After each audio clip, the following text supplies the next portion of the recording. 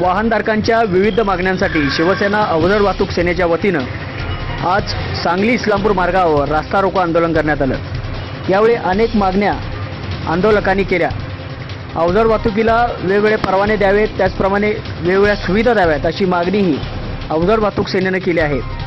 अवजड वाहतूक सेनेनं आज सकाळी 11 वाजता टोल नाक्यावर रास्ता रोको आंदोलन करत दोन्ही मार्गावरील वाहतूक रोखून धरली। या आंदोलनाचे नेतृत्व सांगली जिल्हा अवजड वाहतूक सेनेचे अध्यक्ष धर्मेंद्र बापू कोळी यांनी केले असून यावेळी प्रदीप बर्गे, हर्षल पाटील, सतीश पवार, नियाज खान, त्याचप्रमाणे प्रभाकर कोळपकर, गोपाळ पवार, बंडू मोरे, अरुण चव्हाण, हसन मुजावर, गणेश भोसले, रणजित घाडगे, महेश चिनुगडे, तनोज शिंदे, रवींद्र निकम, फिरोज मनशेर, प्रकाश लवटे, अक्षय लोहार, सांगली शहर उपाध्यक्ष, त्याचप्रमाणे अशोक कासळीकर, सुरेश साखळकर, सूरज कासळीकर, विकास शिंदे आदींसह शिवसैनिक त्याचप्रमाणे अवजड वाहतूक सेनेचे पदाधिकारी उपस्थित होते। यावेळी मोठ्या प्रमाणात दोन्ही रस्त्यावर वाहनांच्या रांगा लागल्या होत्या।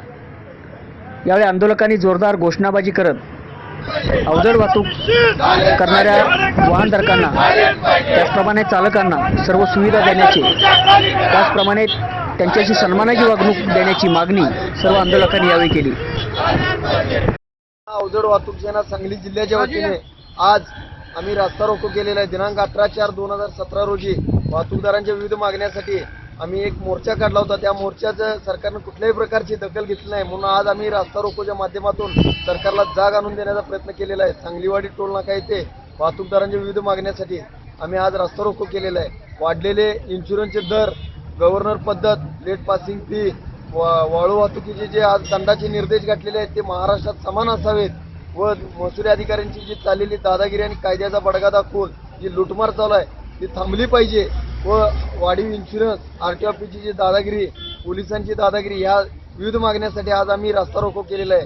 आणि सरकारनं जर या गोष्टीची दखल नाही घेतली तर इथून पुढच्या काळात याच्यापेक्षा आंदोलनाची तीव्रता वाढवणार असे आज